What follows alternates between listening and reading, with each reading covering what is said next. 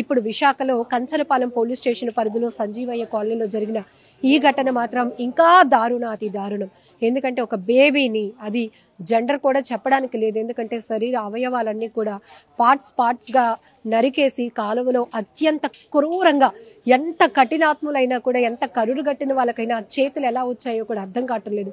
చిట్టి పాదం, ఆ పాదాలు ఎలా వేరు చేయాలనిపించిందో కూడా తెలియట్లేదు. ఒక మహిళగా అయితే ఈ వార్త చెప్పడానికి కూడా కన్నీళ్ళు వస్తున్నాయి. నిజానికి ఇంత పిల్లల్ని చూస్తేనే చాలా మందికి ముద్దు వస్తుంది. ఒకవేళ ఏదైనా అక్రమంగా కనుంటే గనక ఎక్కడైనా వదిలేయాలి, లేకపోతే అలాంటి ఆలోచనతో కొంతమంది కఠినాత్ములు ఉన్నారు. కానీ ఇది మరీ దారుణంగా ఉంది. ఆ చిట్టి పాదాలని వేరు చేశారు, చేతులు వేరు చేశారు, బాడీ పార్ట్ను పడేశారు. ఇప్పటికీ కూడా తల భాగం ఎక్కడుందో కూడా కనుక్కోలేనటువంటి పరిస్థితి ఉంది. ఒక రకంగా చెప్పాలంటే యూనిఫామ్లో ఉన్నారు, పోలీసులకి కళ్ళంట నీళ్ళు వచ్చిన వాళ్ళు కన్నీళ్లు పెట్టుకోలేరు. కానీ ప్రతి ఒక్కరిని, మీడియాని, పోలీసు వ్యవస్థని, వైద్యుల్ని సైతం కంట తడి పెట్టిస్తున్నటువంటి అత్యంత అమానవీయ ఘటన ఇదని చెప్పొచ్చు.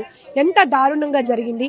నిజంగా వీళ్ళు ఎవరైతే ఖచ్చితంగా పట్టుకుని ఇప్పుడు డాక్టర్ని కూడా రప్పిస్తున్నారు. ఎందుకంటే ఒకవేళ బ్రతుకున్న బేబీనే కక్షపూరితంగా ఇలా కుటుంబ కక్షల వల్ల బ్రతుకున్న బేబీనే ఇలా శరీర భాగాలు వేరు చేసి చంపేసి ఇక్కడ పడేశారా, చనిపోయిన బేబీని ఇలా చేశారా, ఇవన్నీ కూడా డాక్టర్ ఇచ్చేటటువంటి